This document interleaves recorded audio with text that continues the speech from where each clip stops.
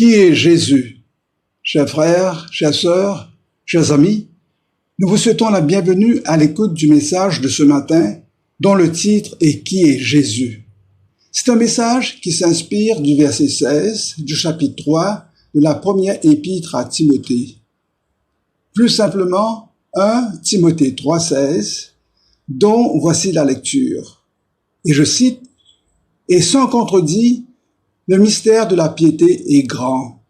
Celui qui a été manifesté en chair, justifié par l'Esprit, vu des anges, prêché aux gentils, cru dans le monde, élevé dans la gloire. » Fin de citation.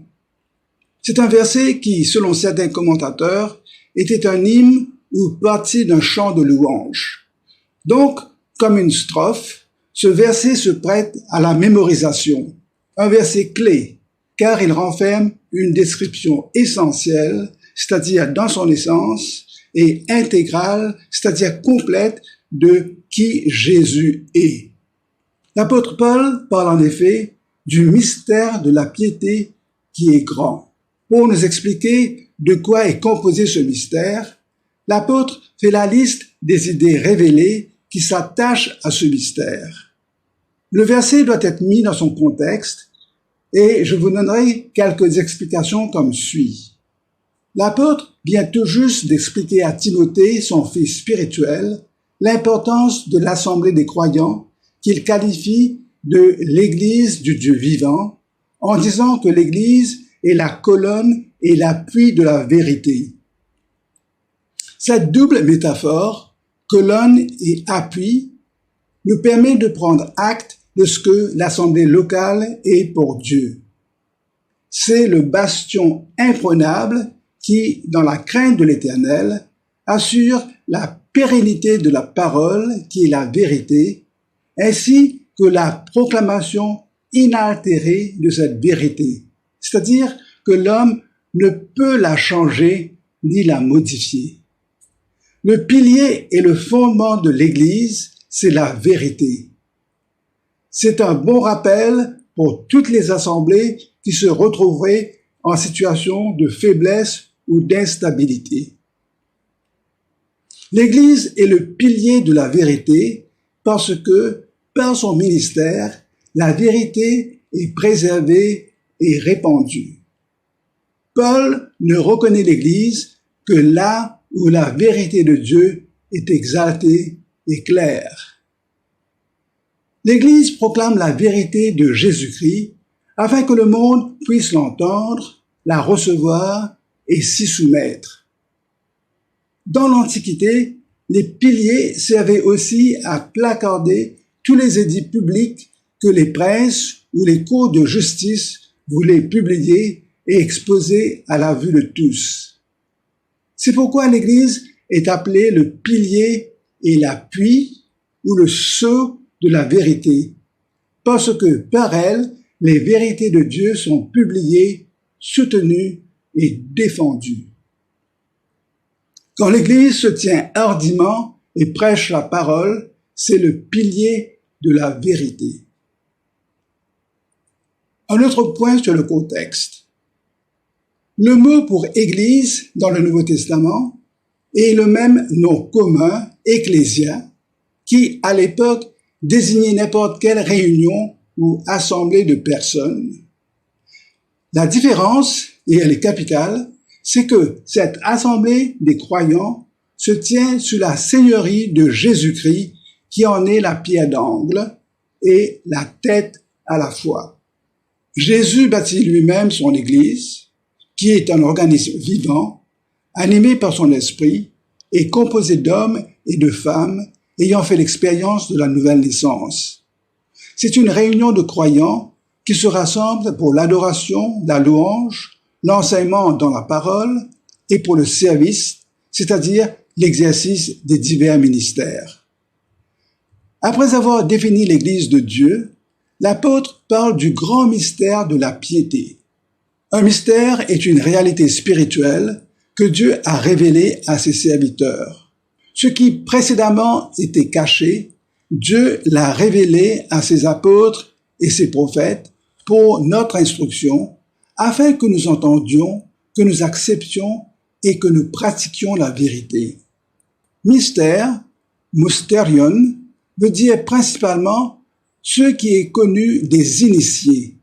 Dans le Nouveau Testament, cela dénote non pas le mystérieux, comme dans le mot français, mais ce qui, étant en dehors de la portée de l'appréhension naturelle et sans assistance, ce qui ne peut être connu que par révélation divine et à un moment fixé par Dieu et révélé seulement à ceux qui sont illuminés par son esprit. Dans le sens ordinaire, un mystère implique une connaissance retenue.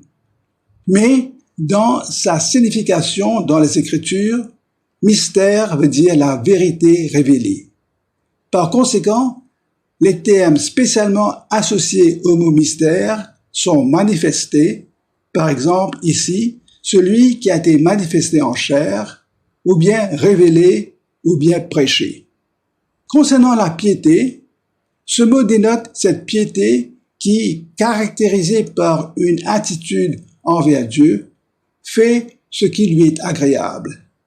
Piété est un terme signifiant une dévotion ardente à Dieu. Dans l'autre verset, la piété se définit par la personne de Jésus, ce qu'il a fait et ce qu'il est. La piété, c'est la qualité de se soumettre à Dieu en lui obéissant et en l'honorant par Jésus-Christ. Dans une autre partie de l'épître à Timothée, l'apôtre parle de la doctrine selon la piété, qui signifie la doctrine qui est compatible avec la piété par opposition aux faux enseignements. Nous allons aborder ce verset dans l'ordre dans lequel est présentée la personne de Jésus-Christ. En effet, ce mystère de la piété est une présentation de Jésus-Christ. L'apôtre parle de mystère sans contredit, c'est-à-dire qui ne laisse pas de place au débat, qui a été homologué, c'est-à-dire confessé. Ce mystère, dit-il, est grand. Donc, nous allons nous poser la question, quelle est donc sa grandeur? Quelle est sa dimension? Quelle est son envergure? La réponse se trouve dans les 6 points énumérés dans la strophe de l'hymne. Celui qui a été manifesté en chair, justifié par l'Esprit, vu des anges, prêché aux gentils, cru dans le monde, élevé dans la gloire. Il est question de Jésus-Christ. Et il est important pour nous de connaître qui Jésus est selon la parole de Dieu.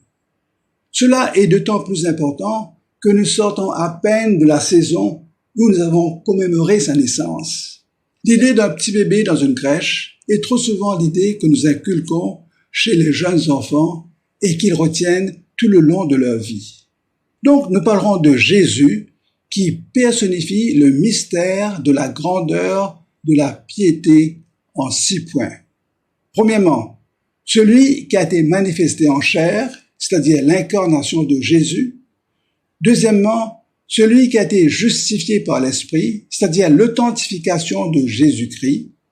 Troisièmement, celui qui a été vu des anges, c'est-à-dire nous allons parler des anges au service de Jésus. Quatrièmement, celui qui a été prêché aux gentils, et nous allons parler de l'évangile de Jésus-Christ annoncé aux non-juifs. Cinquièmement, celui qui est cru dans le monde, et nous parlerons de la foi pour le salut en Jésus-Christ. Enfin, celui qui a été élevé dans la gloire, et nous parlerons de la glorification de Jésus-Christ. En guise de résumé, nous dirons que ce verset, en forme d'un hymne, contient un crescendo, terme musical italien qui indique une partie chantée ou musicale, avec une nuance qui demande l'augmentation progressive de la force des voix et des sons. Ainsi, le verset suit cette progression ascendante au niveau des idées qui sont énoncées. Il commence avec la manifestation, c'est-à-dire l'apparition de Jésus-Christ, comme un homme qui sera humilié à cause de nos péchés, qui sera réduit à l'état le plus bas de l'existence, et Jésus qui se décrira lui-même comme un ver. Et je cite, « Et moi, Je suis un ver et non un homme. » Fin de citation. Et le verset atteint son point culminant sur un ton des plus grandioses avec l'élévation de Jésus dans la gloire. La grandeur du mystère de la piété prend depuis l'état de ce ver, il augmente et s'enfle jusqu'à la glorification de Jésus-Christ. Nous allons aborder le premier point, celui qui a été manifesté en chair. La manifestation de Jésus dans la chair se rapporte à son incarnation, c'est-à-dire que Dieu a pris la forme d'un homme en la personne de Jésus-Christ. C'est l'essence de l'incarnation, que Dieu le Fils, la seconde personne de la Trinité, a ajouté à sa divinité l'humanité. Et il s'est ainsi manifesté dans la chair, semblable à la nôtre, mais sans péché. Son apparition dans un corps d'homme, comme nous, pour habiter parmi nous. Comme le dit l'apôtre Jean, pour faire sa demeure parmi nous, pour piquer sa tente au milieu de nous. Et la parole a été faite chair, et elle a habité parmi nous, pleine de grâce et de vérité. Et nous avons contemplé sa gloire, une gloire comme la gloire du Fils unique venu du Père. Jésus-Christ n'a pas essayé d'arracher l'égalité avec le Père comme une proie. Il est Dieu depuis l'éternité. Mais pour être notre Sauveur, Jésus-Christ a choisi de ne pas s'accrocher à ses privilèges. Être Dieu n'est pas une proie qui ne doit pas lui échapper ou un trésor à conserver. Jésus était prêt à abandonner certaines prérogatives de la divinité pour devenir un homme. Chers amis, pour bien comprendre l'incarnation, nous allons regarder le verset 7 du chapitre 2 de l'Épître aux Philippiens. Jésus s'est volontairement dépouillé de sa gloire. C'est ce qu'on appelle la kénose. Ce terme kénose dérive du terme grec désignant le dépouillement de Jésus lors de son incarnation. La kénose est le renoncement à soi. Non pas un renoncement à sa divinité, ni un échange de sa divinité contre son humanité. Ce verset nous dit que Jésus s'est dépouillé lui-même en prenant une condition de serviteur, en devenant semblable aux êtres humains. Jésus n'a pas cessé d'être Dieu durant son ministère terrestre, mais il s'est dépouillé de sa gloire céleste. Il s'est entièrement soumis à la volonté du Père et il a pris la forme de serviteur, c'est-à-dire une ressemblance totale à l'homme, sauf qu'il est sans péché et que sa divinité demeure inchangée. Au verset 8 du même chapitre, c'est-à-dire Philippiens chapitre 2, Jésus se fait homme ordinaire. Il s'abaisse volontairement et il se rend obéissant jusqu'à accepter d'assumer la responsabilité de nos fautes, de les porter en son corps et de payer pour tous nos péchés sur la croix. Cette obéissance de Jésus-Christ à la volonté de Dieu répare et efface la désobéissance d'Adam et la nôtre. Sa manifestation dans la chair, c'est un dépouillement délibéré pour se mettre à notre service en assumant le rôle le plus abject de son époque, celui d'une chose. Une chose, c'était le statut de l'esclave dans l'Empire romain. Le maître avait le droit de le faire mourir ou de le garder en vie. Son esclave était sa propriété. C'est cela l'implication de sa manifestation dans la chair humaine. Le statut de Jésus était celui d'un esclave, mais dans sa forme, Jésus était pleinement homme. Tout comme Adam à sa création, Jésus-Christ homme conserve le privilège d'être le couronnement de la création. Bien plus, étant Dieu, il est le seul homme sans péché, car il a été conçu par le Saint-Esprit. Ce premier point nous rappelle sa naissance, attestée et proclamée par les anges, en vue de son abaissement volontaire et son abandon par Dieu, afin que nous soyons par la foi revêtus de la sainteté égale à celle de Dieu. Chers amis, il était nécessaire que Jésus prenne la forme d'un homme parfait. Sans sa perfection, l'expiation des péchés n'aurait pas été possible et nous serions toujours sous la domination du péché. Son incarnation et son sacrifice expiatoire nous ont ouvert la porte au grand mystère de la piété et maintenant nous pouvons, par sa puissance et par la foi, marcher de manière agréable devant Dieu. Nous passons au second point, celui qui a été justifié par l'Esprit. Nous pouvons dire que Jésus a été justifié par l'Esprit, mais non pas dans le sens où il était pécheur, mais que Dieu l'a rendu juste. Ce processus de justification, ce passage de l'état de pécheur au statut de saint, mis à part pour Dieu, c'est le nôtre, c'est-à-dire des pécheurs déclarés justes et saints, purifiés par le sang de Jésus versé à la croix du Calvaire. Pour Jésus-Christ, il a été justifié dans le sens où il a été reconnu, il a été confirmé et déclaré par le Saint-Esprit être ce qu'il a toujours été, complètement saint et pur comme le Père et agréé par le Père.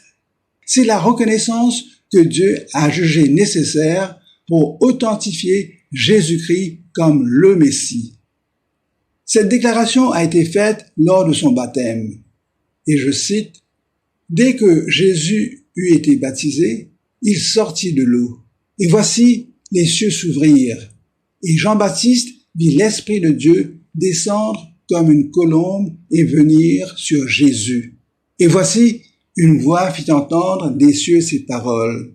Celui-ci est mon Fils bien-aimé, en qui j'ai mis toute mon affection. » Jésus-Christ a reçu de manière visible par Jean-Baptiste et comme un témoignage de Dieu, le sceau de l'Esprit de Dieu pour lancer son ministère comme le Messie de l'humanité entière.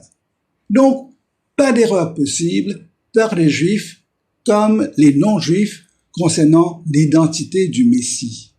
Au chapitre 17 de l'Évangile selon saint Matthieu et au verset 5, lors de la transfiguration de Jésus devant ses 3 disciples sur la montagne, une nuée lumineuse les couvrit, la nuée de gloire, Shekinah, et cette nuée fut suivie du témoignage audible du Père qui affirme Jésus-Christ dans sa mission de rédemption.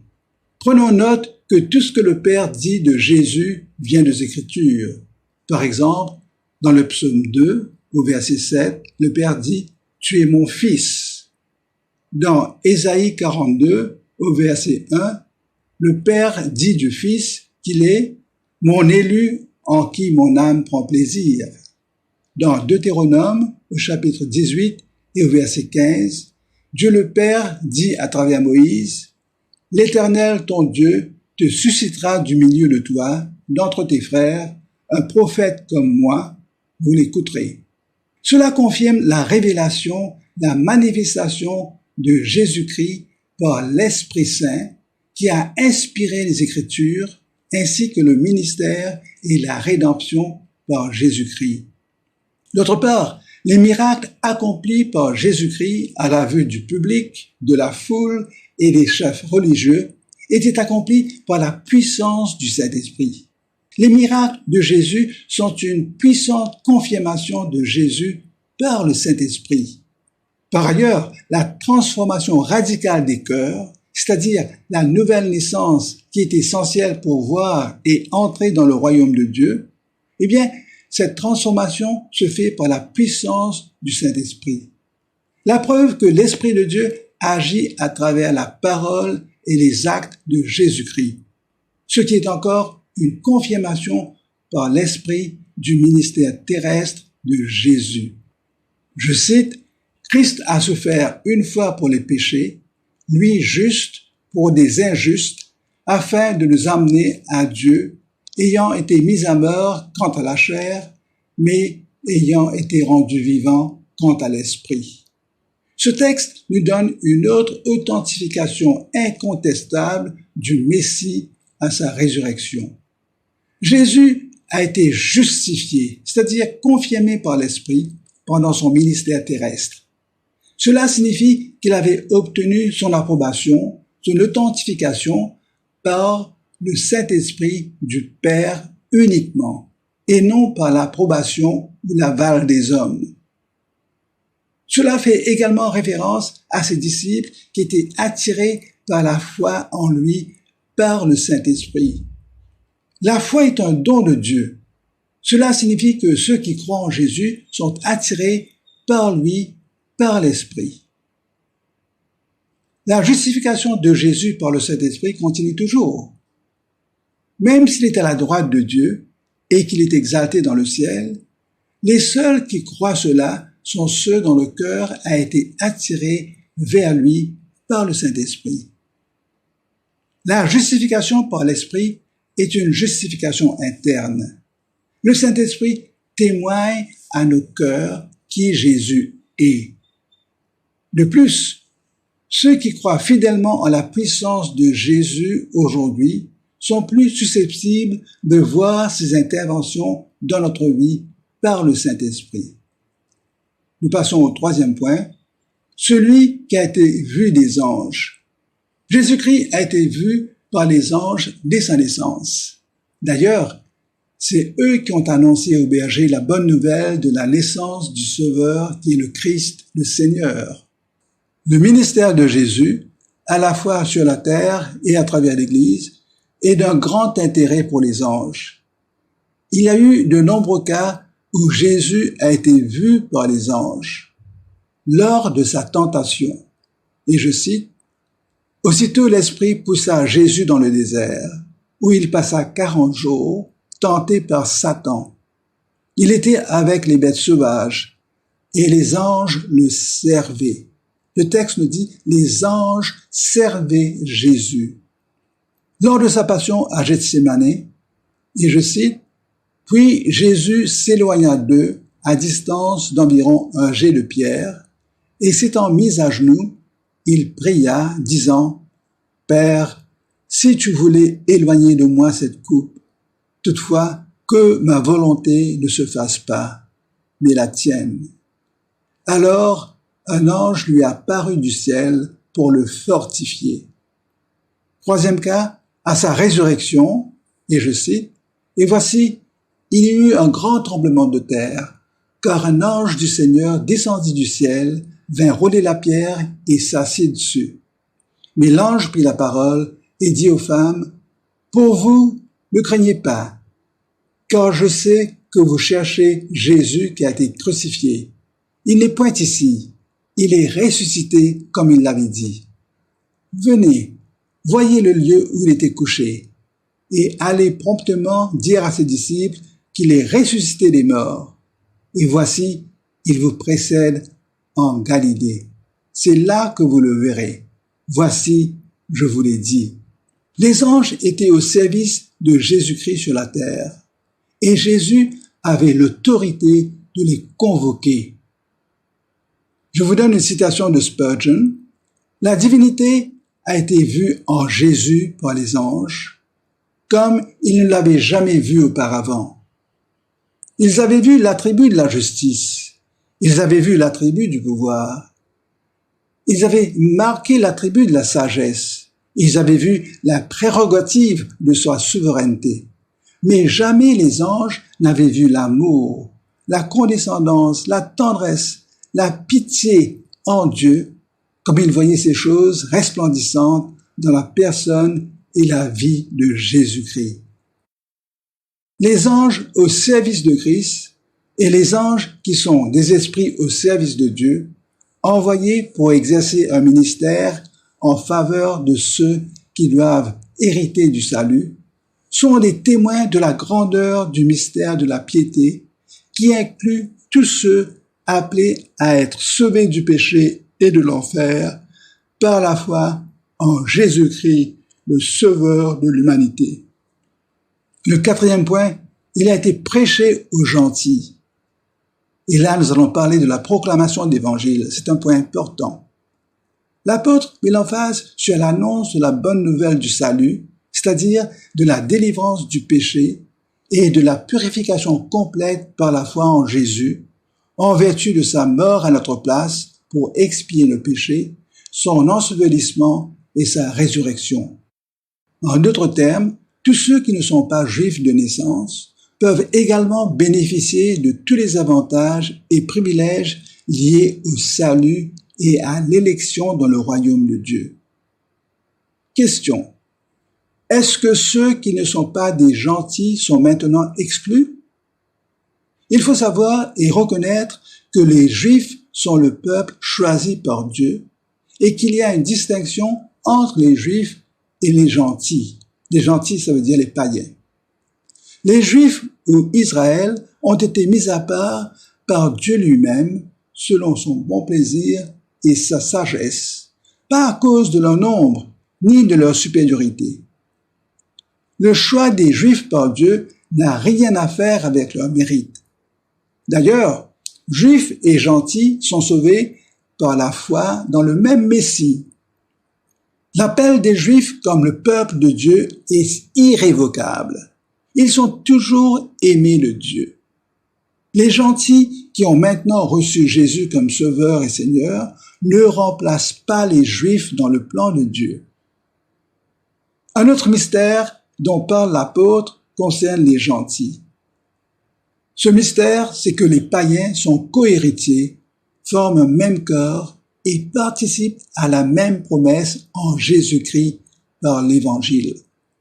Christ a été prêché aux gentils. Autrefois, les gentils étaient des étrangers, nous dit l'apôtre. Et je cite, « Souvenez-vous que vous étiez en ce temps-là sans Christ, privés du droit de cité en Israël, étrangers aux alliances de la promesse, sans espérance et sans Dieu dans le monde. Mais maintenant, en Jésus-Christ, vous qui étiez jadis éloignés, vous avez été rapprochés par le sang de Christ. » Fin de citation. Chers amis, nous qui ne sommes pas juifs de naissance, sommes maintenant concitoyens des saints, des gens de la maison de Dieu. L'entrée des gentils dans la famille spirituelle de Dieu fait partie de ce grand mystère de la piété. Le 5e point, celui qui a été cru dans le monde. L'évangile, c'est-à-dire la mort de Jésus par la crucifixion pour le pardon des péchés de l'humanité entière selon les Écritures, son ensevelissement et sa résurrection 3 jours après, toujours selon les Écritures, a été prêché du vivant de l'apôtre Paul dans le monde connu à l'époque, c'est-à-dire l'Empire romain. Et le nom de Jésus a été proclamé partout dans les métropoles et par les grands axes qui sillonnaient l'Empire des Césars. Les Juifs, comme les non-Juifs, les gentils avaient accepté le salut par la foi. Les gentils de Thessalonique, par exemple, avaient abandonné leur divinité et autres idoles pour se convertir et pour servir le Dieu vivant et vrai.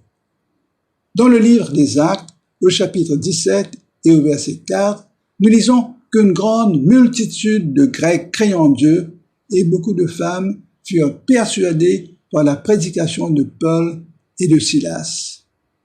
Autour du bassin de la Méditerranée, en Asie mineure, en Macédoine, à Rome, en Égypte, la bonne nouvelle du salut par la foi dans le sacrifice de Jésus à leur place et sa résurrection, conformément selon la parole révélée dans les prophéties, eh bien, cette bonne nouvelle avait été bien accueillie.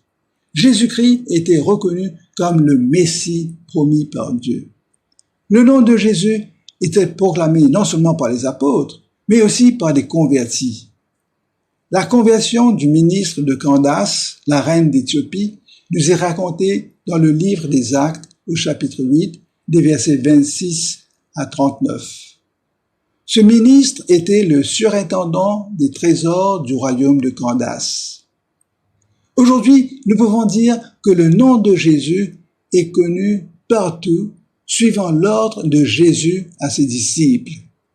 Et je cite, « Allez, faites de toutes les nations des disciples, les baptisant au nom du Père, du Fils et du Saint-Esprit, et enseignez-leur à observer tout ce que je vous ai prescrit.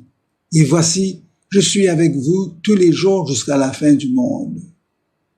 Chers amis, beaucoup qui sont confrontés à toutes sortes de problèmes et qui font face à des incertitudes quant à leur avenir spirituel et leur destinée dans l'éternité, trouvent en Jésus leur sauveur qui leur donne tout ce qu'ils recherchent, à savoir le pardon de leurs péchés, la purification de leur âme, ainsi que l'assurance de la vie éternelle.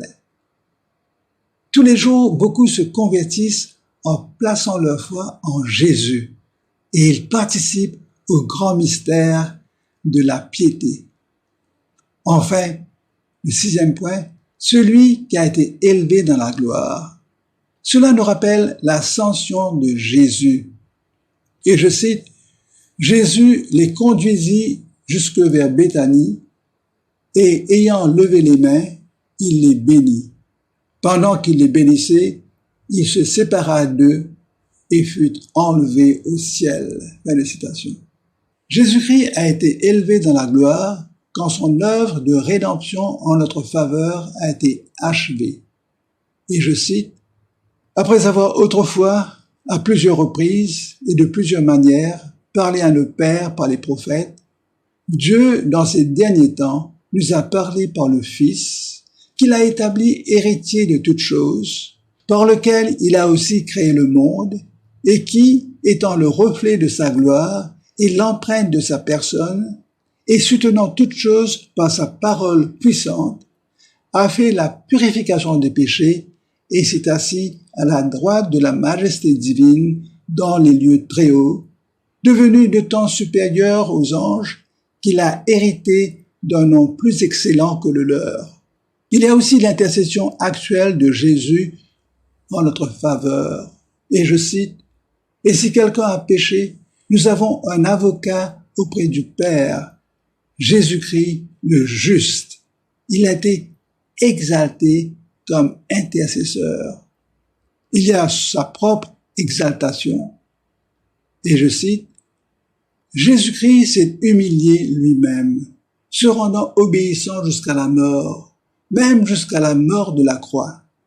C'est pourquoi aussi Dieu l'a souverainement élevé et lui a donné le nom qui est au-dessus de tout nom, afin qu'au nom de Jésus, tout genou fléchisse dans les cieux, sur la terre et sous la terre, et que toute langue confesse que Jésus-Christ est Seigneur à la gloire de Dieu le Père. » Jésus-Christ a été reçu dans la gloire. Christ est monté au ciel dans un corps de résurrection. Pourtant, c'était un corps qui gardait encore les marques de sa grande œuvre d'amour pour nous. Il avait encore les empreintes des clous dans ses mains et ses pieds, la blessure dans son côté, toutes les marques de sa souffrance à notre place. Et dans l'Apocalypse, nous lisons plusieurs doxologies à l'égard de Jésus. Et je cite, « À celui qui nous aime, qui nous a délivrés de nos péchés par son sang, et qui a fait de nous un royaume, des sacrificateurs pour Dieu son Père, à lui soit la gloire et la puissance au siècle des siècles. Amen. »